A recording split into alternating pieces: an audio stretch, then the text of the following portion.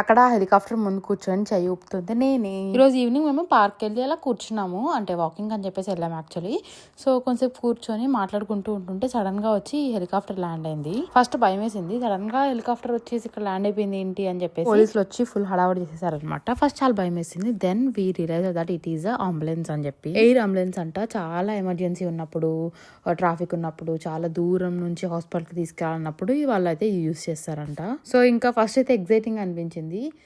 కొంచెంసేపు అలా చూస్తూ ఉన్నాము. టేక్ ఆఫ్ అయ్యే వరకు అక్కడే ఉన్నాం అనమాట. ల్యాండ్ అయ్యేటప్పుడు వీడియోస్ అంతా తీయలేదు, అంటే సడన్గా జరిగిపోయింది కదా. సో చూస్తూ అలా షాకింగ్లో ఉన్నాము. ఇంకా తర్వాత కొంచెంసేపు అలా చెప్పులు లేకుండా నేను పార్క్లో నడిచాను. చాలా బాగుంటుంది అనమాట ఆ ఫీల్.